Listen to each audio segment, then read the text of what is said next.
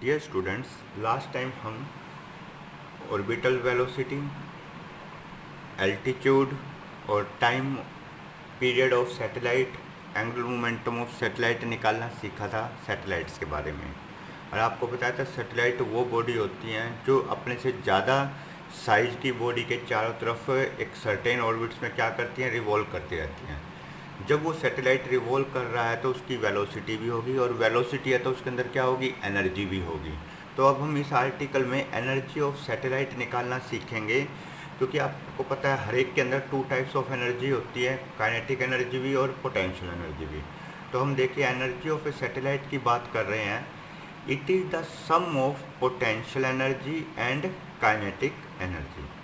आपको मैंने एक ये आर्टिकल कराया था gravitational potential energy, gravitational potential कराया था और ग्रेविटेशनल पोटेंशियल एनर्जी करवाया था। वहाँ पर आपके पास ये एक्सप्रेशन आया था, लास्ट वीडियो में देखना। ग्रेविटेशनल पोटेंशियल एनर्जी का फॉर्मूला क्या होता है, -Gmm/r। यही फॉर्मूला लेके चलना है, क्योंकि अर्थ और सैटेलाइट के बीच में कौन सा फोर्स लग रहा होता है, ग्रेविटेशनल फोर्स। अब हम बात करते हैं kinetic energy is given as. Kinetic energy का आपको पता है फॉर्मूला क्या होता है, 12mv²। और यहाँ पर जो ये v स्क्वायर है, ये क्या है, ऑर्बिटल वेलोसिटी है। और आपने ऑर्बिटल वेलोसिटी का फॉर्मूला सीखा था, वो किसके इक्वल था, √Gm/r के होता है। और v नोट का स्क्वायर किसके इक्वल हो जाएगा, Gm/r के। तो काइनेटिक एनर्जी का फॉर्मूला क्या हो गया, 12mv²। यहाँ पे ऑर्बिटल वेलोसिटी की वैल्यू पुट कर दी 1/2m Gmm/r। काइनेटिक एनर्जी क्या बन जाएगी, Gmm/2r। ओके। अब हम बात करेंगे टोटल एनर्जी की। तो अब आप देखिए E क्या हो गया, सो टोटल, इसके बाद सो टोटल मैकेनिकल एनर्जी भी कह देते हैं, सिंपल एनर्जी भी कह देते हैं, of A satellite is E=U+K, potential plus kinetic. Potential किसके इक्वल है, -Gmm/r प्लस काइनेटिक एनर्जी किसके इक्वल आई थी, Gmm/2r। बेटा याद रखना, पोटेंशियल एनर्जी हमेशा नेगेटिव होती है, काइनेटिक एनर्जी हमेशा पॉजिटिव होती है। अब आप इसको सोल्व कर लीजिए एलसीएम लेके इस तरह से।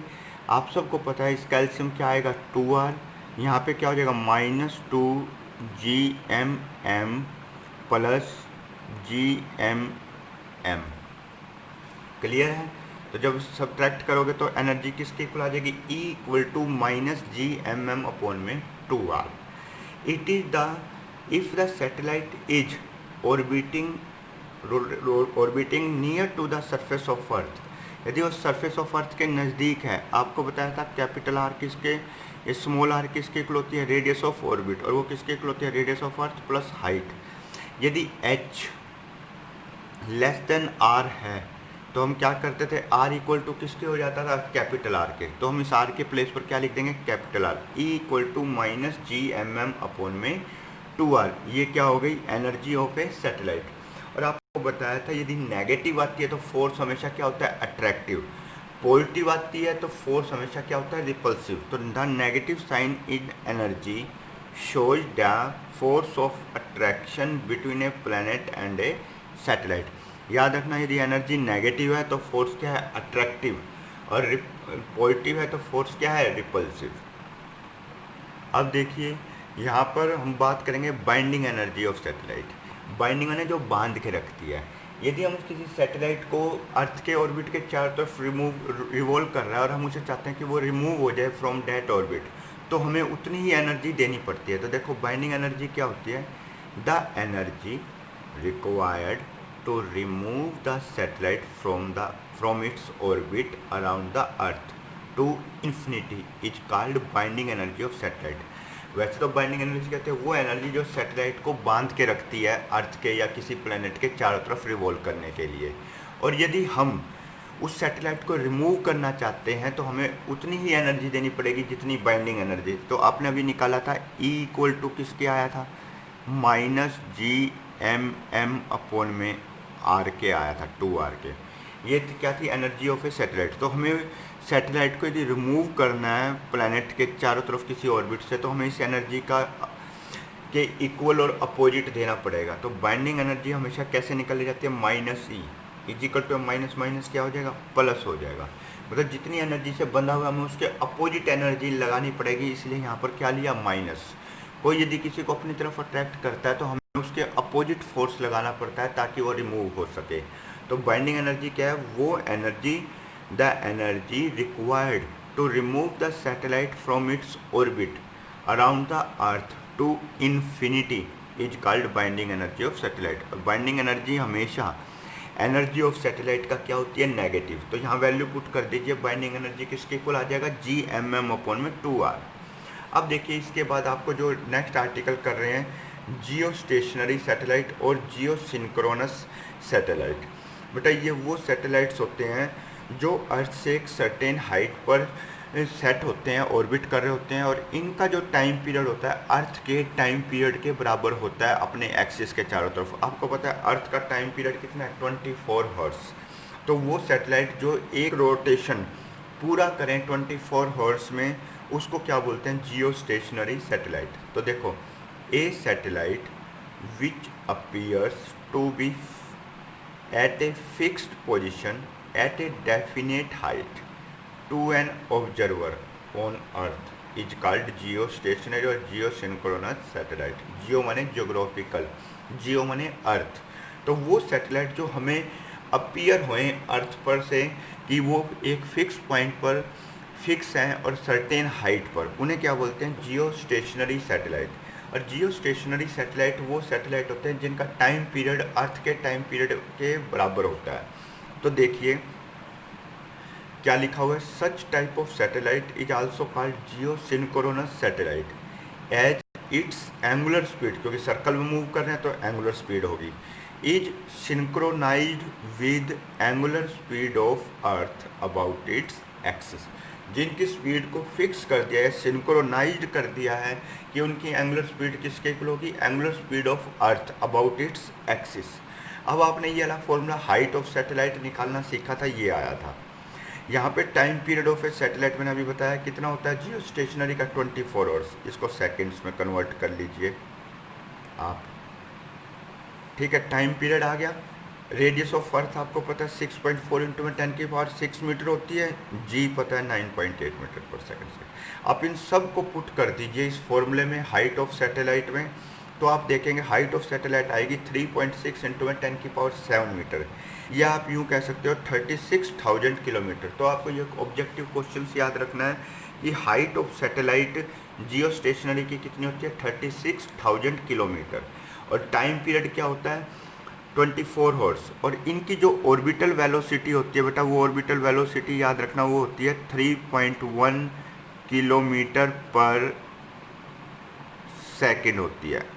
इनकी जो ऑर्बिटल स्पीड होती है वो कितनी होती है, 3.1 किलोमीटर पर सेकेंड। नॉर्मल सैटेलाइट की कितनी आई थी बेटा, आपने पढ़ा था 7.2 किलोमीटर पर सेकेंड, सॉरी कितनी आई थी, 7.92 किलोमीटर पर सेकेंड थी नॉर्मल सैटेलाइट की। जियो स्टेशनरी की हमेशा याद रखना 3.1 किलोमीटर पर सेकेंड होती है।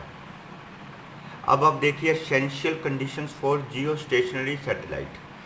Its height should nearly be equal to 36,000 km above the equator. Its period of revolution around the Earth should be same as that of Earth, that is 24 hours. It should revolve in an orbit concentric and coplanar होना चाहिए with the equatorial plane of Earth। जैसे earth rotate कर रही है उसी के साथ साथ ये भी रोटेट करे।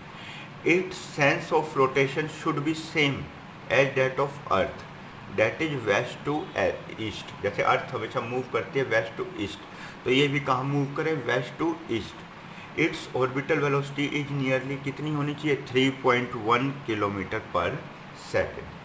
अब इसके बाद हम सीधा स्टार्ट करेंगे एस्केप वेलोसिटी। अब ये लास्ट आर्टिकल है, मोस्ट इम्पोर्टेंट आर्टिकल है, एस्केप वेलोसिटी। ये मोस्ट इम्पोर्टेंट है।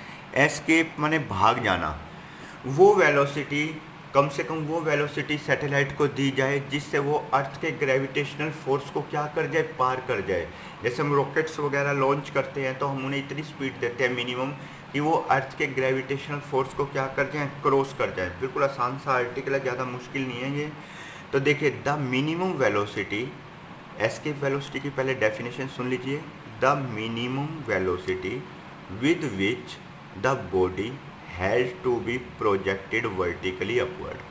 वो कम से कम वेलोसिटी जिसके द्वारा बॉडी को प्रोजेक्ट किया जाता है ऊपर की तरफ from the surface of earth, so that it just crosses the gravitational field of earth, ताकि वो ग्रेविटेशनल फील्ड को पार कर जाए अर्थ के और कभी भी नेवर रिटर्न, कभी भी वापस ना आए on its own, is called escape velocity.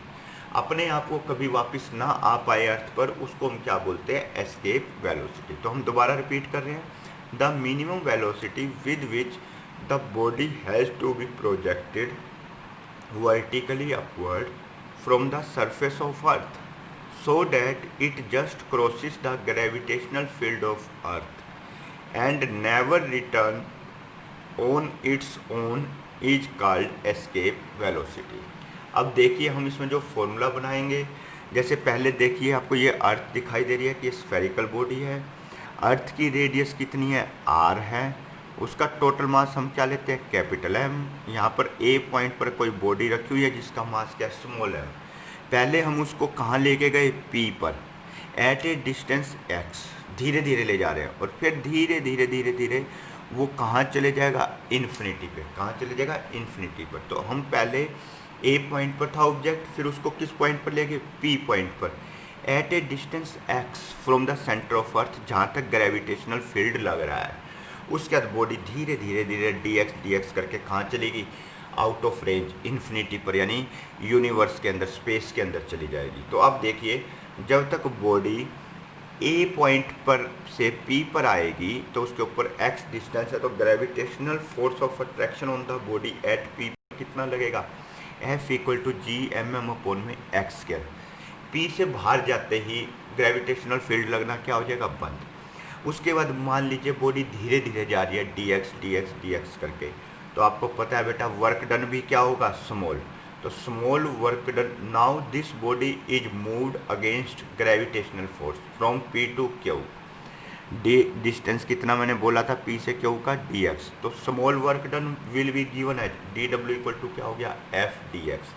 अब बेटा एफ की वैल्यू पुट कर दीजिए यहाँ से, जी एम एम अपॉन में एक्स के इंटू में डी एक्स। आपको ये आर्टिकल इस तरह का पहले भी कराया, ग्रेविटेशनल पोटेंशियल एनर्जी। अब आप देखेंगे इसको फिर इंटीग्रेट कर दीजिए दोनों तरफ, तो डी डब्ल्यू का तो सीधा क्या हो जाता है? डब्ल्यू, जीरो से डब्ल्यू लिमिट आ गई। इसकी लिमिट क्या होगी? बॉडी पहले कहाँ थी? ए पॉइंट पर। ए पॉइंट पर उसका डिस्टेंस क्या था बेटा? ए पॉइंट पर उसका डिस्टेंस आर था, और आखिरी डिस्टेंस क्या होगा? Infinity. G M m upon में एक्स के इंटू डी एक्स, सीधा लिख दीजिए। अब आपको पता है ये एक्स के ऊपर जाके क्या हो जाएगा? माइनस। ये डी एक्स है, ये भी एक्स डिस्टेंस है। जो डिस्टेंस जैसी चीज़ है वो तो अंदर रख लीजिए, बाकी चीज़ जो कांस्टेंट है उनको कहाँ ले गए? बाहर। अपर लिमिट माइनस लोअर लिमिट, कई बार बता चुके हैं। जी एम एम आपको इंटीग्रेशन करने का तरीका बताया है, जितनी पावर होती है उसमें एक जोड़ दो और उतनी पावर से क्या कर दो? डिवाइड कर दो। जैसे आप इसको क्या करेंगे? जी एम एम ब्रैकेट्स, यहाँ x की पावर क्या बेटा? -2, तो -2 में क्या ऐड करना है? 1, और यहाँ पे क्या आ जाएगा? जितनी पावर बनी उसी से हमने क्या कर दिया? डिवाइड कर दिया। ये इंटीग्रेशन का रूल पहले भी बताया हुआ है आपको। तो जी एम एम एक्स की पावर -1 अपन में -1 बच गया। माइनस को आप क्या ले लीजिए? बाहर ले लीजिए। डब्ल्यू इक्वल टू क्या हो गया? Minus G M m into में एक्स की पावर -1 को अपोन में ले जाइए 1/x। लिमिट कहाँ से कहाँ आ गई? आर से इन्फिनिटी। अब वैल्यू पुट कर दीजिए बेटा आप, upper limit minus lower limit, तो W equal to minus G M, infinity पहले यहाँ रख दीजिए, आर रख दीजिए, अपर लिमिट माइनस लोअर, 1/इन्फिनिटी क्या होता है बेटा? 0। तो W equal to minus G M M bracket में 0 - 1/r, फिर माइनस माइनस क्या हो जाएगा? प्लस, तो डब्ल्यू इक्वल टू क्या आ गया? जी एम एम अपॉन में आर। अब आपको पता है ये वर्क डन, और अब बॉडी को हम ऊपर लेके जा रहे हैं, तो इसके अंदर कौन सी एनर्जी है? Kinetic energy. तो आपको याद रखना है, this work done is equal to kinetic energy given to the body. Kinetic energy किसके इक्वल होगी? Half m v square. यहाँ पर ई लगा दिया, ई फॉर एस्केप वेलोसिटी। ये इक्वेशन नंबर 1 और ये 2, इन दोनों को कंपेयर कर दीजिए। आप जब कंपेयर करेंगे तो m से m कैंसिल हो जाएगा, वी ई का स्केयर इसके इक्वल आ जाएगा 2 GMM कैंसिल 2gm/r। तो वी किसके इक्वल आ गई, √2gm/r। आपको याद होगा ऑर्बिटल वेलोसिटी पढ़ा था हमने, वो किसके इक्वल था, gm/r के भी आया था। अब देखिए आपने इसमें कुछ नहीं है, बिल्कुल सिंपल सा चलेगा article, as g equal to क्या होता है, gm/r²। आपको न्यूमेरिकल के अकॉर्डिंग एस्केप वेलोसिटी का एक तो ये फॉर्मूला याद रखना है, v इक्वल टू क्या होता है, √2gm/r। तो g इक्वल टू क्या हो गया, gm/r²। क्रॉस मल्टीप्लाई कर दो, gm इक्वल टू क्या हो गया, gr²। तो यहाँ पर gm की वैल्यू रख दी ve equal to √2gr²/r। 1r से 1r कैंसिल हो जाएगा, कितना आ जाएगा, √2gr। तो अब वैल्यू पुट कर दीजिए, और आपको पता है एस्केप वेलोसिटी किसके, तो इतनी आई है, और ऑर्बिटल स्पीड किसके इक्वल थी, 2gr। तो एस्केप वेलोसिटी ऑफ सैटेलाइट किसके इक्वल आ जाएगा, 11.2 किलोमीटर पर सेकेंड। अब आप इसको देख सकते हैं, ये वाला जो फॉर्मूला हमने थोड़ा मॉडिफाई किया है, v इक्वल टू क्या आ गया, √2gr। v इक्वल टू अलग कर दिया इसको, √2 और √gr अलग। और आपको अभी बताया था कि v ऑर्बिटल वेलोसिटी किसके इक्वल होती है, √gr के। तो इस फैक्टर के प्लेस पर क्या रख दिया, v0।